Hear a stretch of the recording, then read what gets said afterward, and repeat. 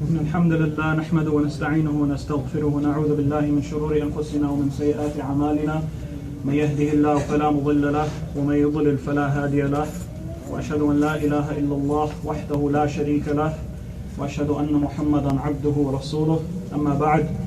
So inshallah we're going to begin where we left off with the lessons on Aqidah before Ramadan, but inshallah we're going to start a new text.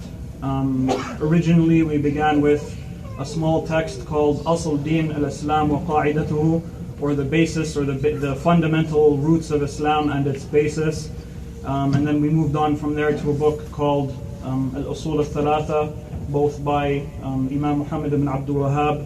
And inshallah we're going to move on starting tonight to a book called ash-Shubuhat fi Tawheed, or the clarification of the doubts or the misconceptions regarding Tawheed.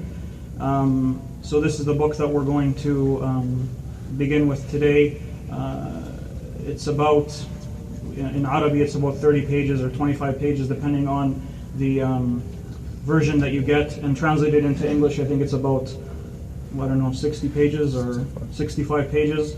It's available in English and Arabic on the internet, so if anyone wants to print off a copy or order a copy to follow along, that's perfectly fine. That's a good idea if you want to take notes, inshallah. So just a bit to start about talking about this book. It was written also by Muhammad ibn Abdul Wahhab, and it was written just I guess a bit of a background on who this person was and why there's so much written by him on the issues of Tawheed and Shirk. He lived in a place called Najd, which is currently, or it's in the Arabian Peninsula, and it's the area in Saudi Arabia which is, about in the middle of the peninsula. So to the west of it is Hijaz, which contains Mecca and Medina, and beneath it to the south there's Yemen and Oman, and then to the east there is Bahrain and Qatar and those areas, and then to the north there's Syria and Iraq and elsewhere. So it's the area in the middle of the Arabian Peninsula. This da'wah, or the da'wah of these imams, began in Najd. It began in a place called Huraymara, which is beside Riyadh currently. And the Shaykh Muhammad ibn Abdul Wahhab, his father was a qadi or a Muslim or Islamic judge in that area. And the reason why this da'wah began was because in that time shirk became quite widespread. People would go to graves and make dua to the people in the graves, and they would make dhabh or slaughter or sacrifice animals for the people in the graves there. And they would make oaths to those people in the graves, and they would seek barakah or blessings from trees and stones, and essentially reverted back to what the religion in the Arabian Peninsula was before the sending of the Prophet ﷺ, except that they were doing the same things, saying the same things, believing the same things, except that they claimed to be Muslims. So that was the only difference. But all the actions were essentially the same. So a book was written called Kitab al-Tawheed, in which the Shaykh put together a number of chapters discussing many issues on Tawheed, so showing the obligation of Tawheed, and what Tawheed is, and what Shirk is, and what actions are only deserving by Allah subhanahu wa ta'ala, and so on and so on. From the book, or clarifying this from the Quran and the Sunnah and the understanding of the Sahaba radiallahu anhum, trying to call people back to the correct religion, and to teach them that which the Prophet ﷺ was sent with. At that point, there began a backlash against this da'wah. So this calling back to the pure Islam, there was a backlash. People didn't like the idea of being told, you can't bury people in the masajid, you can't build masajid around graves, you can't light up lamps at your graves and seeking barakah, and you can't slaughter for other than Allah. They became so used to this issue that there became a backlash to this. And some people actually began to understand this to be the correct meaning of Islam. So obviously they fought back, or so they would begin to send out letters warning against this da'wah and trying to bring evidences from the Quran and the Sunnah to prove their actions were correct, and to prove that this da'wah to Tawheed is actually incorrect and that it's actually not supported by the Quran and the Sunnah, and so on and so on. So this book, Kashf ash-Shubuhat, was written in response to some of these shubuhat, or some of these misconceptions that were being spread, particularly, as the Shaykh mentions in this book, that one of the scholars in the area of Al-Ahsa, which is an area in the Arabian Peninsula, he wrote a letter with a number of supposed evidences trying to prove that these actions of shirk were actually Islamic and they didn't contradict Islam, and so on and so on. So the Shaykh wrote this book in response to this. And after him, this da'wah continued from his sons, Al-Hasan ibn Muhammad and Sulaiman, or Abdullah ibn Muhammad, and then his grandsons, Abdurrahman ibn Hassan ibn Muhammad and Sulaiman ibn Abdullah ibn Muhammad, as well as other ulama from that area, such as the Shaykh Abdullah ibn Abdurrahman Abu Butayn, and Sulaiman ibn Sahman and Hamid ibn Atiq al-Najdi, and so on and so on. So this da'wah continued, and it became stronger, alhamdulillah, that it began to spread, and people began throughout a matter of years and years and decades even, that alhamdulillah, a lot of the shirk was erased. So the reason why I'm beginning with this is because this book has a number of sections to it. So one of the sections is just clarifying what is exactly Tawheed, what is shirk, what was the beliefs of the kuffar at the time of the Prophet ﷺ, why they weren't actually considered Muslim, despite, as we'll see, the kuffar at the time of the Prophet ﷺ believed in Allah. They believed that He existed, they believed that He was the creator and the one that sustained everything, and so on. But why weren't these people Muslimin? And he clarifies this. Then he goes on into another section and begins to discuss some of the evidences that are supposedly used by the people who try to say that these actions are allowed, as well as just some of the arguments that they make. And then he has a conclusion in which he discusses the importance of acting upon Tawheed, and to show how just having this belief in your heart isn't sufficient, and you have to act upon Tawheed, you have to have these statements as well as have these beliefs in your heart. So how all of these things are important in order for the person to be Muslim, and he has a section on this as well. So this was how this book is divided up. And in explaining this, there's a number of books that were written by his sons and his grandsons and the scholars after him as an explanation or commentary on this book. One of them was Mufid al-Mustafid, which was by Ibn Abdul Wahhab himself. So some of this explanation will be taken from this, as well as the book Taysir al-Aziz al-Hamid, which is an explanation of the book Kitab al-Tawheed by Muhammad ibn Abdul Wahhab. And the explanation was written by his grandson Sulaiman ibn Abdullah, who didn't actually finish this book because he was killed by the Turkish, I guess they call it at the time, the Viceroy from England. At the time gave a command that this person should be killed due to the resistance that this da'wah was being put up to the colonialization of that area at the time. And he was ordered to be executed and was killed by their... So this book actually remained unfinished. Also the book Al-Intisar by Abdullah Abu Butayn, who was from the scholars as well, and a book by Abdul Latif ibn Abdurrahman called Minhaj al-Ta'sis, and lastly a book by Abdurrahman al-Dawsari. May Allah subhanahu wa ta'ala have mercy on all of them, in which they clarify these issues and they add commentary, because very often you'll find that some shirk will disappear and people will come up with some sort of new shirk. So clarifying Tawheed is easy because it's very simple and it remains constant all the time, but shirk may change. People will come up with new types of shirk depending on the time and the area. So often that needs extra commentary and explanation is needed for that. So that's why you'll see that throughout history, since this book was written, different commentaries were put towards this book. So this is just kind of an introduction as to the reason why the book was written. and some of the issues about the book. And then if we can read just the beginning part of it. Just the first page?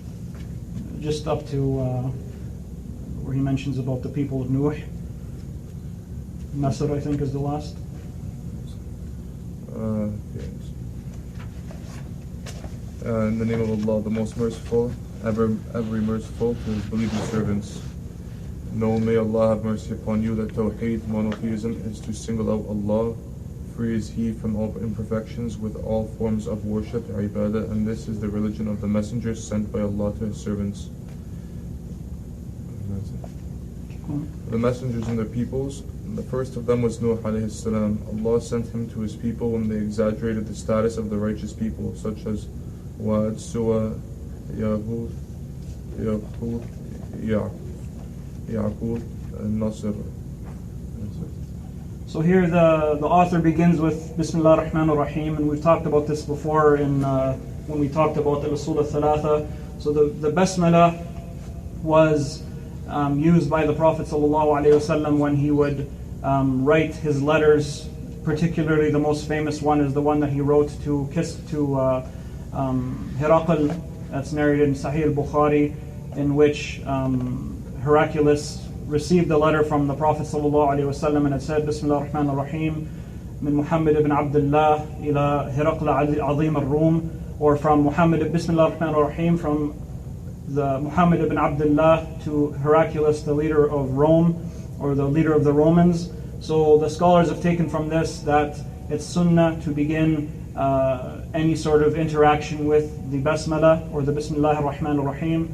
The only difference of opinion is with regards to what is best to begin with, because we have Bismillah ar-Rahman ar-Rahim is what the Prophet ﷺ would begin his letters with. Also, we know in the Quran when Allah subhanahu wa ta'ala mentioned about Sulaiman alayhi salatu wassalam, when he sent the letter to the queen of Saba, that it began with Bismillah ar-Rahman ar-Rahim as well.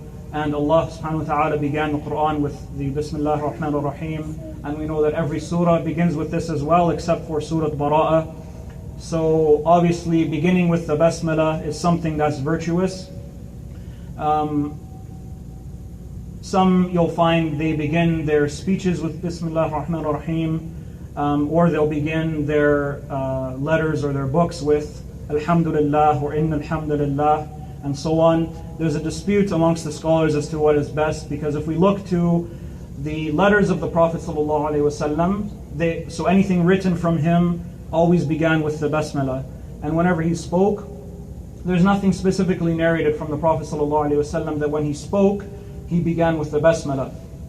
What we have is the hadith of Abdullah bin Mas'ud in Khutbat al-Hajjah, when he would begin with Inna alhamdulillah nahmadu wa nasta'inuhu wa nastaghfiruhu to the end of the hadith.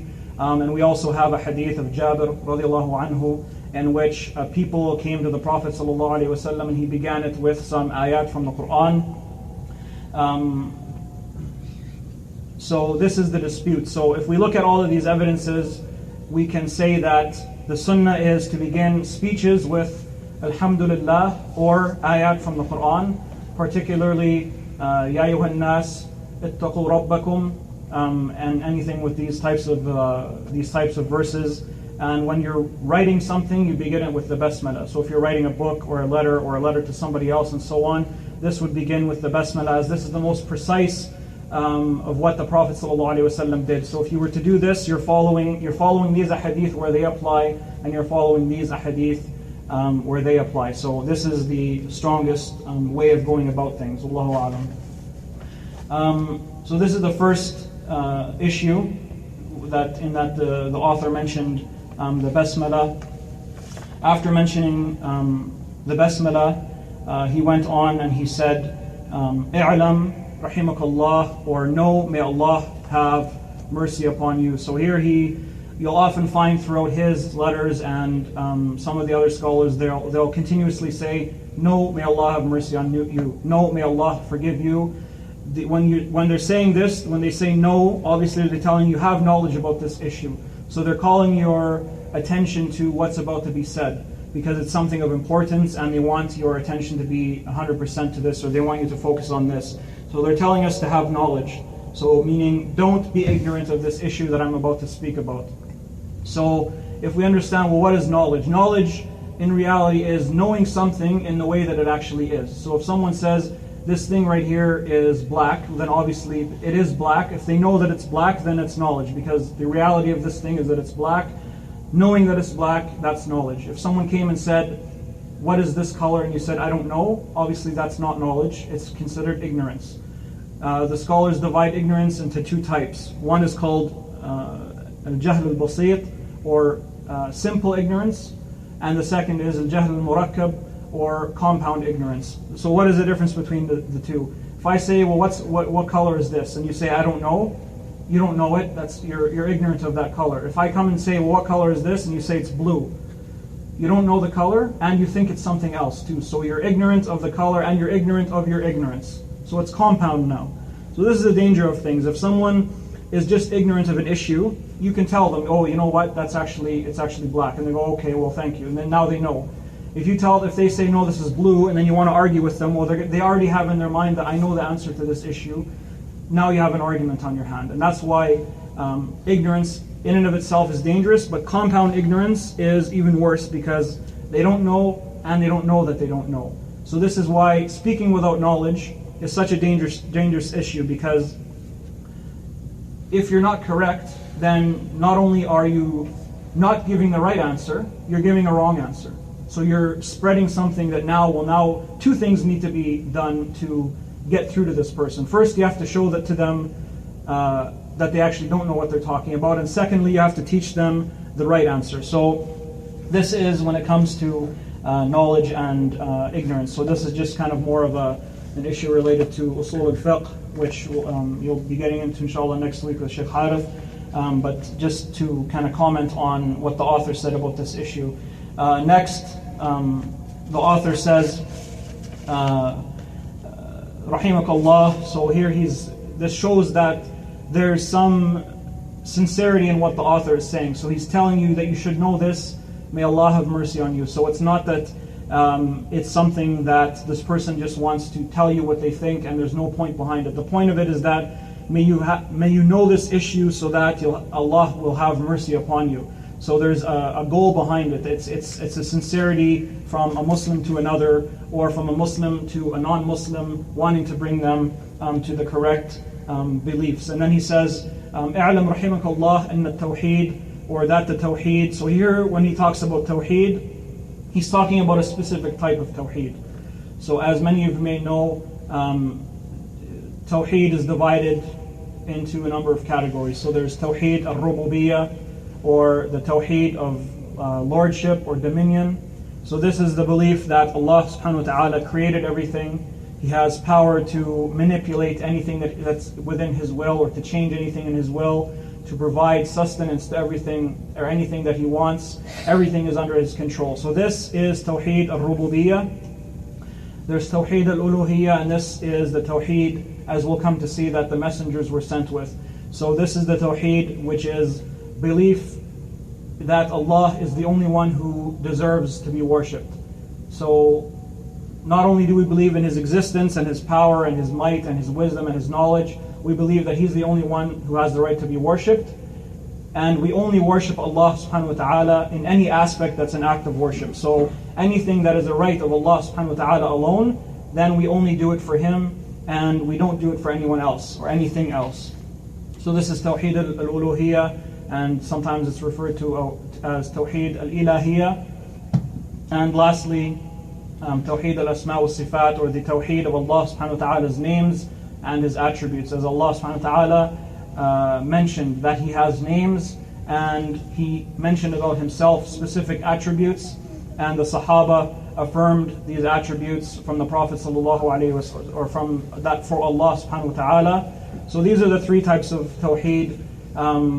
Sometimes you'll see them referred to as tawheed al-qasd wal-talab wal-irada, which is the tawheed of intention and seeking, and so this is referring to what the slave does for Allah subhanahu wa ta'ala. and also Tawheed al-Ma'rifah wal-Ithbat, or the Tawheed of knowledge and affirmation. So these are, in the end, whether you take this division or this division, the point is that anything that belongs to Allah subhanahu wa ta'ala, we affirm it. If Allah subhanahu wa ta'ala mentioned something about Him, we affirm it. If He negated something off of Himself, if He said He doesn't have a son, He doesn't have a wife, He doesn't sleep, He doesn't become drowsy, so on and so on, anything that Allah subhanahu wa ta'ala negated off of Himself, we negate off of Him. Anything that He deserves, we give Him. Anything that He doesn't, that only He deserves, we don't give to anyone else, and so on and so on. So this is just a general explanation of all these types of Tawheed. Specifically here the author is talking about the second, which is Tawheed al-Ilahiyya, which is what does Allah subhanahu wa ta'ala deserve, and what is from the rights of Allah subhanahu wa ta'ala that we can't give to anyone else. So this is where the dispute came between the messengers who were sent alayhim as-salatu was-salam and the people who they were sent to. Because as we'll see in the Quran, there is no group is mentioned as completely disbelieving in the existence of Allah subhanahu wa ta'ala. So we know that the prophets weren't sent to tell people that Allah exists, because everyone in the Quran that's mentioned knows that Allah subhanahu wa ta'ala exists. So why would Allah subhanahu wa ta'ala send someone to people to teach them something that they've already accepted? This wouldn't be within His wisdom subhanahu wa ta'ala. So as we'll see, the Tawheed that is being discussed here is the Tawheed of Godship, or the Tawheed of Ilahiyya. Then he went on to say that, and it is, so meaning Tawheed, is the deen or the religion of all of the messengers. So the next thing is to discuss, well, if he's saying it's the religion or the deen of all the messengers, what does the word deen actually mean? So we can see that the word deen has a number of meanings that are mentioned in the Quran. The first is the mulk or the sultan, which is the control or the authority. So Allah subhanahu wa ta'ala referred to the story of Yusuf alayhi salatu wasalam when he said, مَا كَانَ لِيَأْخُذَ أَخَاهُ فِي دِينِ الْمَلِكِ, or that he wouldn't have been able to take back his brother within the authority or the rule of the king. So we know that according to the rule of the king, what Yusuf did as a means to get his brother back to him, he wouldn't have been able to do if he had followed the law or the authority of the king at that point. So here we know that the word religion or the word deen in this sense refers to authority and control. Also, it can be the path or the tariqah, when Allah subhanahu wa ta'ala said, قُلْ يَا أَيُّهَا الْكَافِرُونَ, till the end of the surah, when He said, لَكُمْ دِينُكُمْ وَلِيَ دِينُ, or you have your way and I have my way. So Allah subhanahu wa ta'ala referred to the Muslimin as having one way and the kuffar having another way, and He used the word deen for that. Also, Allah subhanahu wa ta'ala, or another meaning of deen is the law or the power of, or what laws are implemented.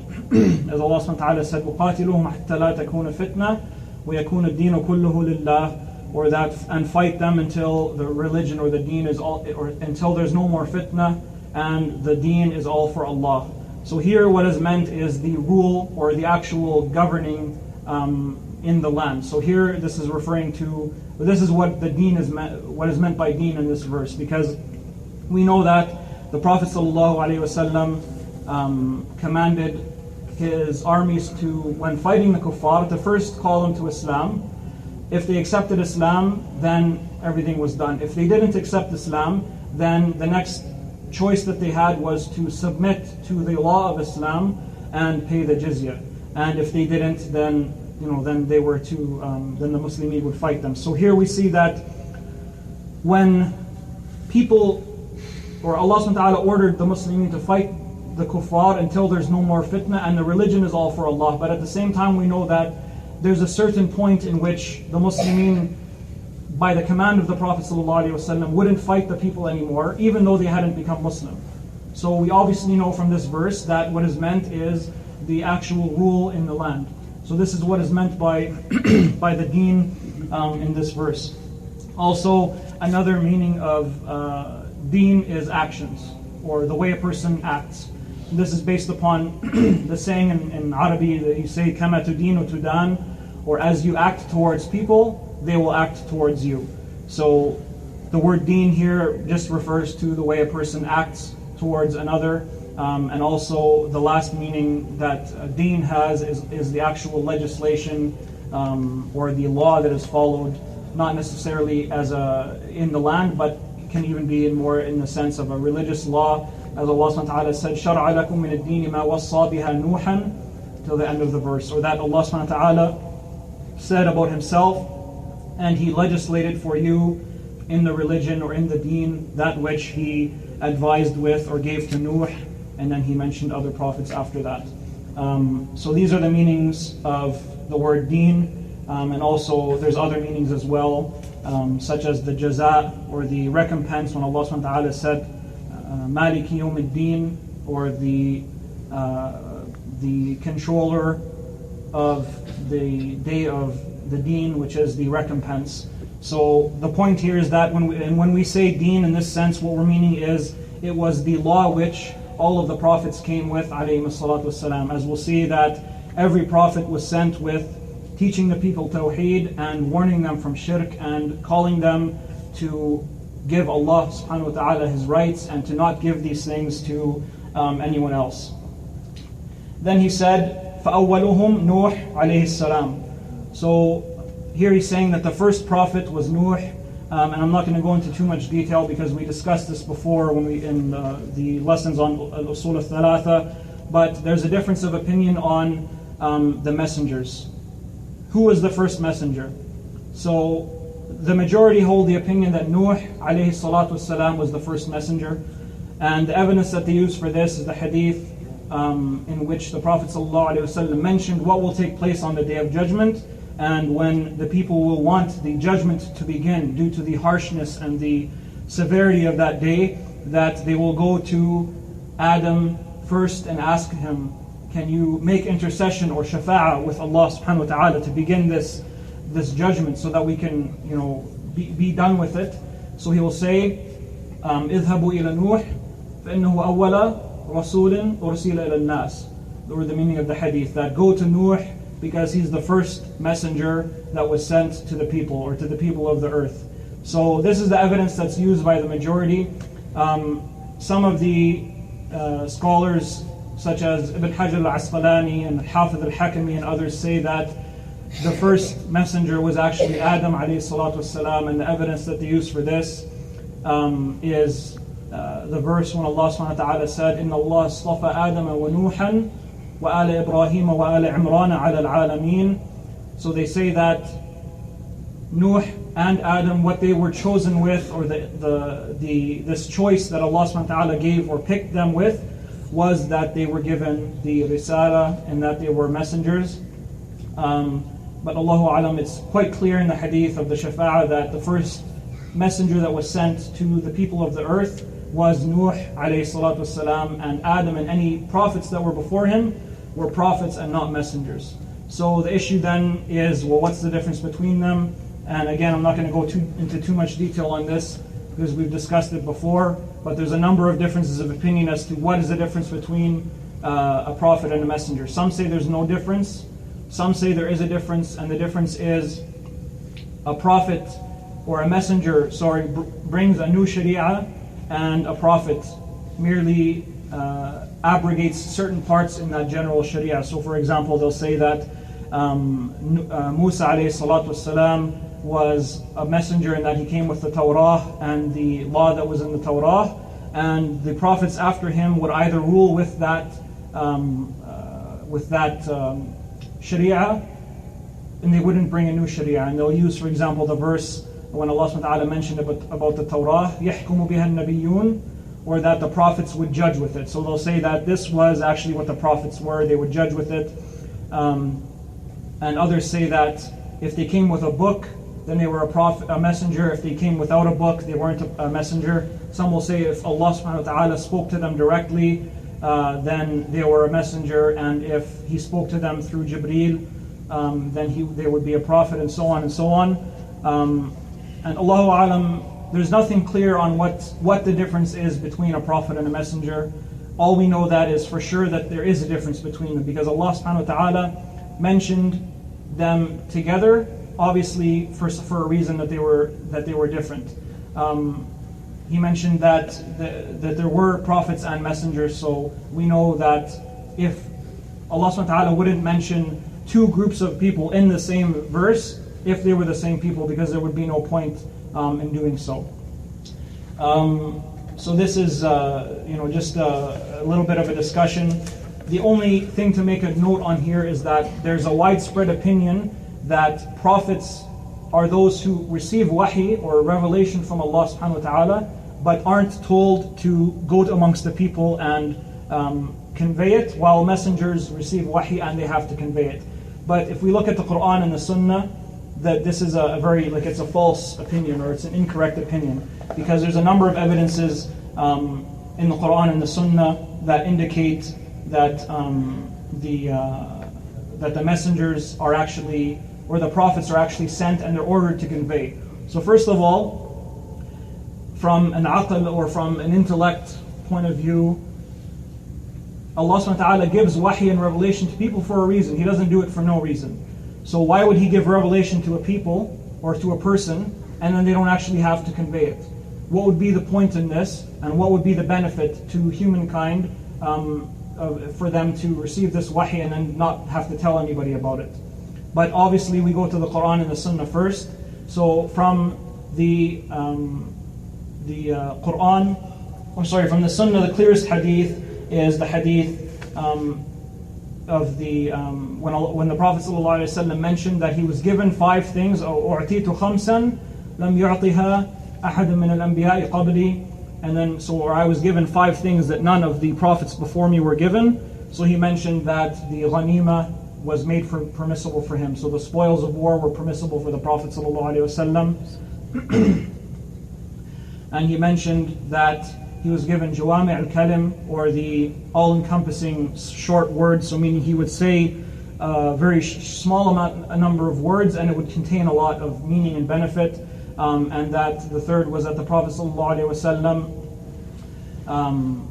is the last of the prophets, and obviously every other prophet before him wasn't the last. And the fourth is that all of the earth was made as a masjid and a means of purification for the Muslimin. So we know that anywhere in the earth that we are, we can pray, and anywhere in the earth we can use the land for our tahara if we have no water. And this was something that wasn't present in the the nations before us. And the issue for this hadith, or for this topic, is when the Prophet ﷺ said, وَكَانَ النَّبِيُّ يُبْعَثْ إِلَى قَوْمِهِ خَاصَّةً وَبُعِثْتُ إِلَى النَّاسِ عَامَّةً. Or that, and the Prophet used to be sent specifically to his people, and I was sent to all of the people. So we see here that he mentioned that the prophets before were sent only to their people, and I was sent to all of the people. So obviously we know that this misconception that people have, that prophets were those who received revelation but weren't commanded or weren't sent out amongst the people, is false, because the Prophet ﷺ said, and the prophets used to be sent specifically to their people, and I was sent to all of the people. So the point to take away from this is that this is a misconception, and we know that the prophets, whether they're a messenger or just a prophet, they're all commanded to convey what they received from Allah subhanahu wa ta'ala. And inshallah, I guess we'll stop there. I don't want to go too long. So next week, this Aqidah lesson will be on Thursdays from here on in, and Wednesdays will be the lesson on Usul al-Fiqh, or the fundamental rules of fiqh, with Sheikh Harith, and these will all be after Maghrib. So if you're wanting to continue with this lesson, it will be moved to Thursday, and likewise I encourage everyone to attend the Wednesday one, because it's something that hasn't been done before in this, or he's the only one who's done these lessons in the city before. Particularly if you're attending the Tuesday fiqh lessons, it's very beneficial to attend the Wednesday Usul al-Fiqh lessons, because there's some issues that I would have talked about in those lessons, but he's going to go into them with a lot more detail. So, if you're able to attend those, I think it'd be a great benefit. Inshallah, we'll stop there and have time for questions. Wallahu a'lam.